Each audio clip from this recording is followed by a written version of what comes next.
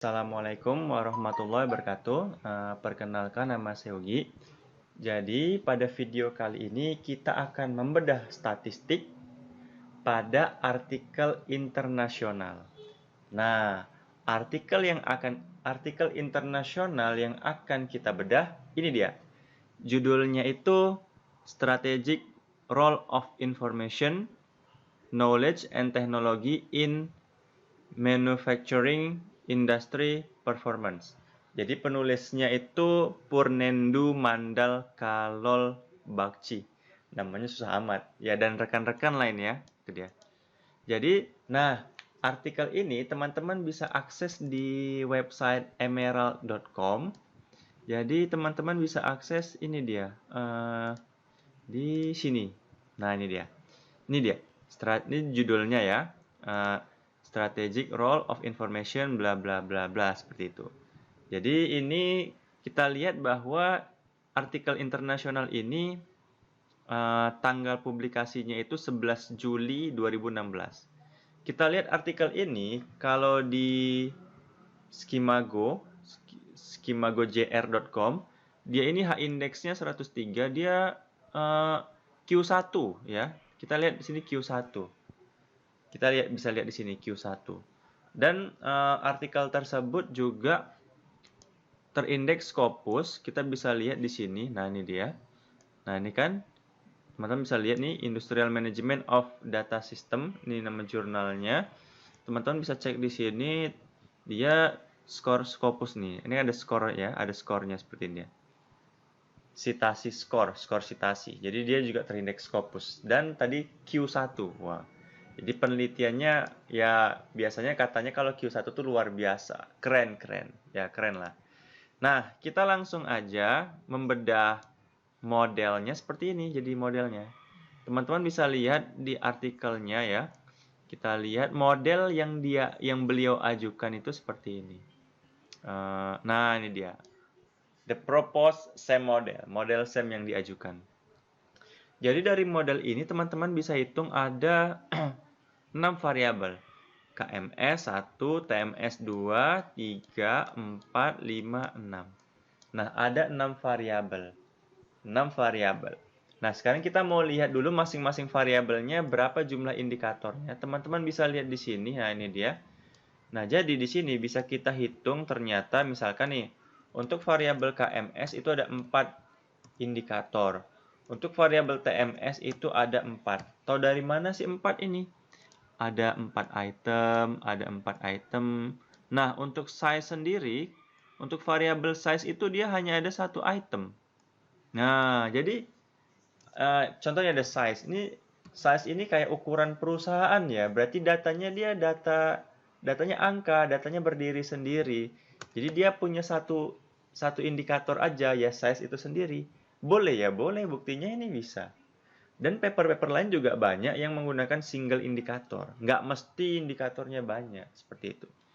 Nah, untuk TQM juga itemnya juga satu. Nah, TQM juga ada satu indikator, itu dia. Untuk IMS ada 4 indikator, IMS itu ada 4, dan untuk FINP itu ada 4 indikator. Ada 2, sorry, ada 2. Nah, teman-teman, datanya ini saya karang seperti ini. Nah, ini. Datanya itu saya karang sedemikian rupa, nanti kita praktekkan menggunakan Word PLS seperti ini. Nah, di sini, di penelitian beliau ini, sampelnya itu ada 108. Teman-teman bisa lihat di sini. Nah, ini dia. Ini kan, ini minimum sample of size itu katanya jumlah sampel minimum itu 100, tapi di sampel kami itu jumlah datanya itu ada 108. Nah, jadi saya juga mengarang datanya juga ada sebanyak 108. Nah, datanya sudah saya karang. Ini ada TQM, tadi TQM itu ada satu indikator, size ada satu indikator, TMS ada 4 indikator, sampai FINP ada 2 indikator. Seperti itu. Terus kita mau lihat nih hasilnya. Oh, nanti aja. Kita mau lihat hasil langsung pengujian hipotesisnya aja. Nah, kita bisa lihat di sini mana yang signifikan, mana yang enggak. Kalau kita lihat dari gambar ini, saya ingin menjelaskan hasil dari gambar ini contohnya. Diketahui, nilai koefisien jalur KMS terhadap, misalkan ya, KMS terhadap FINP, saya kecilkan, KMS terhadap FINP adalah, nah nilai koefisien jalurnya, kita bisa lihat nilai betanya ini. Ini dia. Nilai koefisien jalurnya itu 0,03, yakni bernilai positif. Ya kan? Positif. Artinya apa? Artinya KMS berpengaruh positif terhadap FINP. Nah, untuk mengetahui positif atau negatif, kita bisa lihat nilai koefisien jalurnya atau pad koefisien. Tapi untuk melihat pengaruhnya signifikan atau enggak, bermakna atau enggak, nyata atau enggak, itu bahasa lainnya. Kita bisa lihat nilai p-value-nya. Nah, di sini nilai p-value-nya, diketahui nilai p-value-nya sama dengan 0,044. Ini dia. Itu kan yang saya warnai ini lebih kecil dari tingkat signifikansi 0,05. Nah, di sini menggunakan 0,05, ada juga menggunakan 0,001 gitu. Tapi di sini nanti saya tunjukin. Jadi kita gunakan 0,05 aja. Maka kesimpulannya KMS berpengaruh signifikan.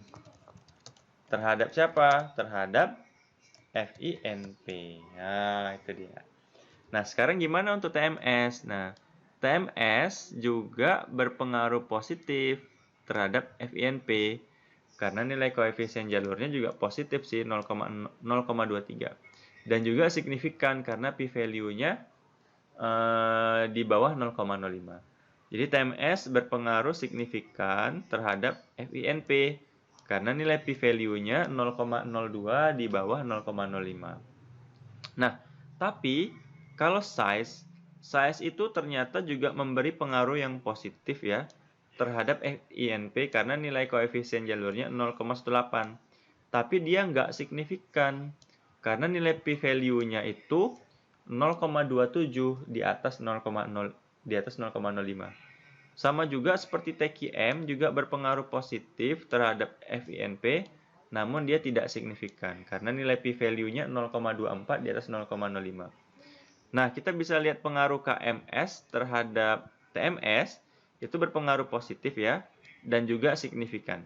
Karena p-value-nya apa maksudnya ini?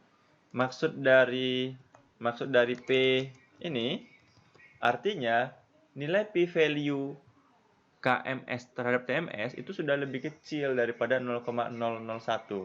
Ya, artinya nilai p-value-nya juga pastinya lebih kecil daripada 0,05. Berarti dia signifikan. Nah, di sini pengaruh IMS terhadap FINP juga signifikan karena p-value-nya 0,03 di bawah 0,05. Teman-teman bisa lihat output-nya, dia juga sudah menyajikan di sini. Ini dia. Ini kan yang kalau ada bintang 1 itu berarti dia signifikan di 0,05. Contohnya nih pengaruh IMS terhadap FINP dia signifikan di 0,05. Pengaruh TMS terhadap FINP dia signifikan di 0,05. Tapi pengaruh size terhadap FINP dia nggak signifikan karena nggak ada bintangnya.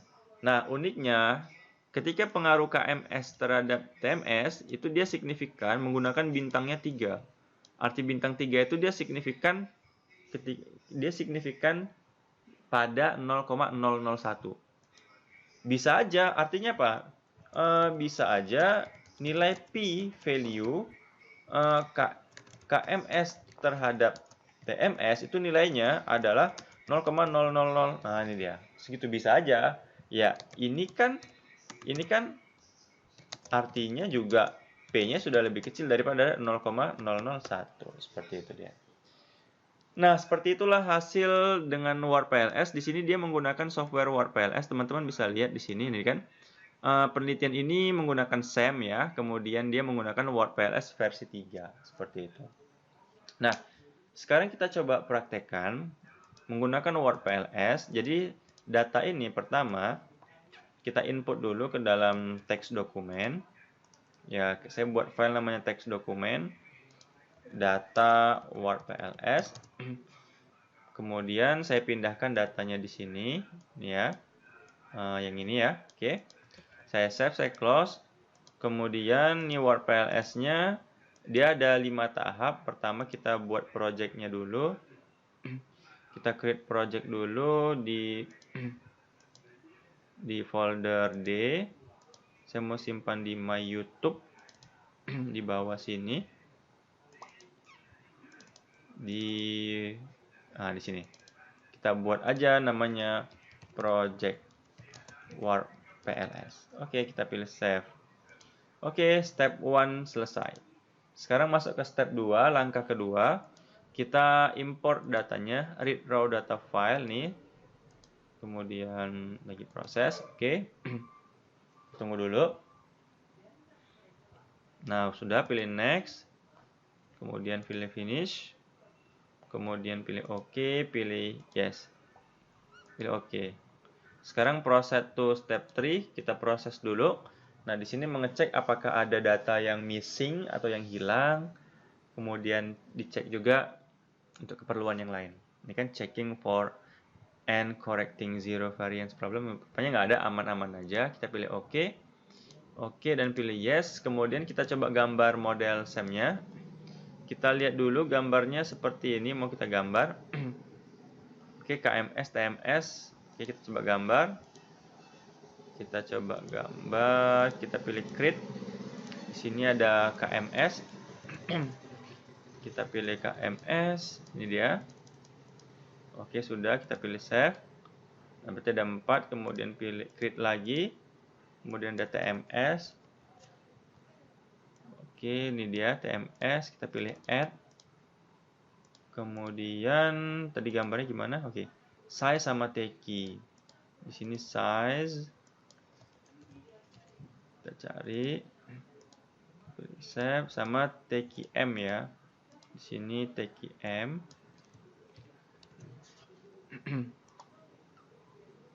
Oke, sudah. Kemudian IMS di sini.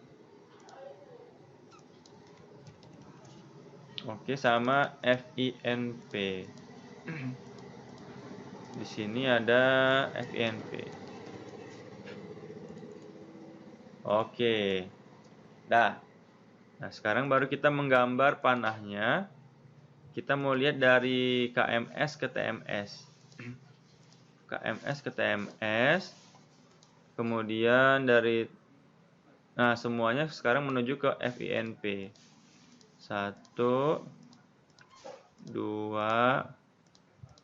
3 4 5. Oh ya, ada yang belum nih, yang ini ya. Nah, ini dia. Seperti inilah gambarnya kira-kira kan. KMS ke TMS sudah. Oke, sudah. Size-nya oke, size di sini. Teki di sini. Sudah pas. Oke, seperti inilah gambarnya. Nah, sekarang kita pilih model option save. Oke, sudah selesai tahap keempat. Sekarang kita proses. Proses to step 5, perform SEM analysis. Lagi proses perhitungan, kita tunggu dulu. Kita nggak sabar nih mau tahu hasilnya. Gimana ya hasilnya?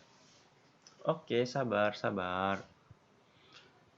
Nah, ini hasilnya. Wow, wah ternyata lihat nih p-value-nya. Banyak yang nggak signifikan sih. Coba kita cek dulu aja.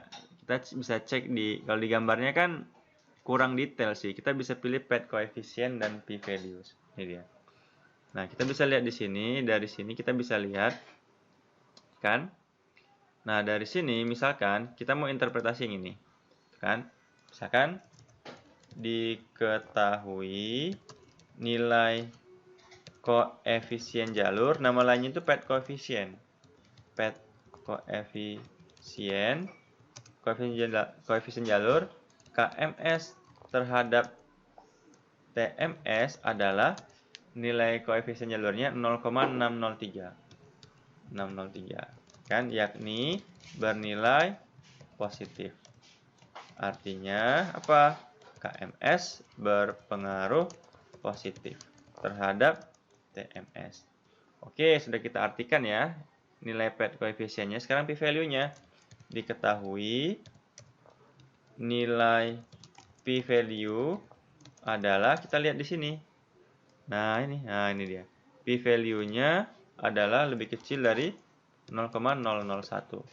Artinya juga lebih kecil daripada 0,05. Maka kesimpulannya apa? Kesimpulannya KMS berpengaruh signifikan terhadap TMS. Seperti itu dia. Nah, tapi ini nggak signifikan nih kalau yang ini. Kalau kita artikan yang ini, KMS berpengaruh positif terhadap FINP. Tapi dia nggak signifikan karena nilai p-value-nya 0,084 di atas 0,05. Sekarang kita artikan yang ini, TMS itu berpengaruh positif terhadap FINP dan signifikan karena p-value dari TMS-nya 0,045 di bawah 0,05. Ini nggak signifikan, pengaruh size terhadap FINP nggak signifikan, pengaruh TQM terhadap FINP nggak signifikan, tapi ini signifikan. Pengaruh IMS terhadap FINP dia signifikan. Kita bisa lihat IMS terhadap FINP di sini kan 0,02. Sebenarnya itu udah hasil pembulatan karena di sini kan 0,018. Kalau dibulatkan 0,02 seperti itu. Nah, kalau jadi ya ini hasilnya beda karena datanya saya karang sendiri sih. Seperti itu dia. Nah, kita bisa lihat nilai nilai loadingnya untuk validitas. Kita lihat di sini valid yang ada kurung ini namanya nilai loading faktor. Menurut referensi harus di atas 0,5 atau 0,7. Berarti pertanyaan indikator KMS1 valid. Tanda kurung itu bukan negatif tapi dia milik ya. Miliknya KM1 ini valid. Jadi seluruh pertanyaan pada variabel KMS itu valid karena di atas 0,7. Sama juga untuk TMS ya, ada 4 juga, TMS1 sampai TMS4 juga valid ya, di atas 0,7. Begitu juga untuk TQM, kenapa 1? Kenapa nilainya 1? Karena dia mengukur dirinya sendiri. Jumlah indikatornya cuma 1. Pasti nilai loadingnya 1. IMS tuh ada 4 pertanyaan valid ya. Untuk FINV juga valid. Nah, seperti itu dia. Sama seperti ini. Kita lihat hasil di paper tersebut. Kita lihat di bagian, nah ini dia kan, bukan. Nah ini kan, cuman dia kurungnya udah dia hapus sih. Ini valid, tuh punya KMS ya, ini KMS 1, 2, 3, 4. Valid semua ya, ini valid. Di atas 0,7. Untuk IMS-nya juga valid, di atas 0,7. TMS-nya juga valid, seperti itu dia. Nah, di WordPLS juga bisa ngecek model secara keseluruhan ya, apakah goodness of it-nya apakah baik atau enggak. Kita bisa pilih bagian ini, general result, ini dia. Berarti, apakah modelnya secara keseluruhan sudah fit atau belum? Rupanya sudah fit ya, karena p-value-nya di bawah 0,05 sudah signifikan, sama AFIF-nya, p-value dari APC, p-value dari ARS sudah signifikan di bawah 0,05, dan nilai AFIF-nya 2,416 di bawah 5 sudah good. Berarti secara keseluruhan modelnya baik. Model yang keseluruhannya baik belum tentu hasilnya signifikan semua. Nggak ada jaminan seperti itu. Oke teman-teman.